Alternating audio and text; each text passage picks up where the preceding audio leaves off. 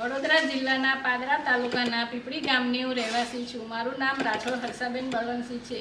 વડોદરાના ડીઆરડી અને પાદરા તાલુકાના એસબીએમ સ્ટાફ દ્વારા અમને બાયોગેસ પ્લાન્ટ માટે સમજાવવામાં આવ્યા હતા, પરંતુ અમે ગામના લોકો સંમત ન હતા। પરંતુ પછી અમને એનડીડીબી આણંદ ખાતે પ્રવાસમાં લઈ જવામાં આવ્યા। અમે બધી બહેનો પ્રવાસમાં ગયા। ત્યારબાદ ત્યાં અમે જોયું કે ગોવર્ધન પ્લાન્ટ દ્વારા બાયોગેસ પ્લાન્ટમાં જે શું ફાયદાઓ થાય છે તેનાથી આપણા ઘરમાં જે 1000નો બોટલ લાવવો પડતો હતો તે લાવવો પડે નહીં।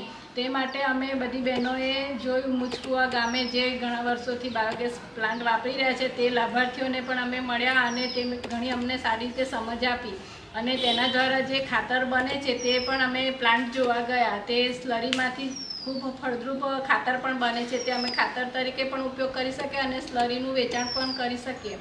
તે જોયા બાદ અમારે ઘણી બહેનો સંમત થયા છે બાયોગેસ પ્લાન્ટ લેવા માટે અને આ લીધા પછી અમારા ગામમાં ટૂંક સમયમાં બાયોગેસ પ્લાન્ટ પણ આવી જશે અને આ લીધા બાદ અમારા ઘરમાં જે અમે ચૂલામાંથી જમવાનું બનાવીએ છીએ તો વાસણો ગંદા થાય, ઘર પણ ગંદુ થાય છે, તે પણ અમારે ગંદુ થતું મટશે।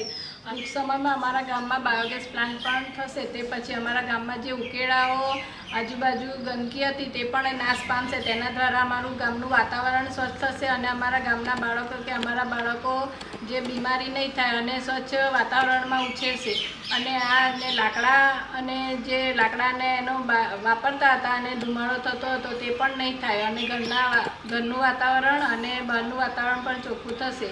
આ બદલ અમે ખુશી અનુભવીએ છીએ અને તે સરકારશ્રીનો ખૂબ ખૂબ આભાર માનીએ છીએ।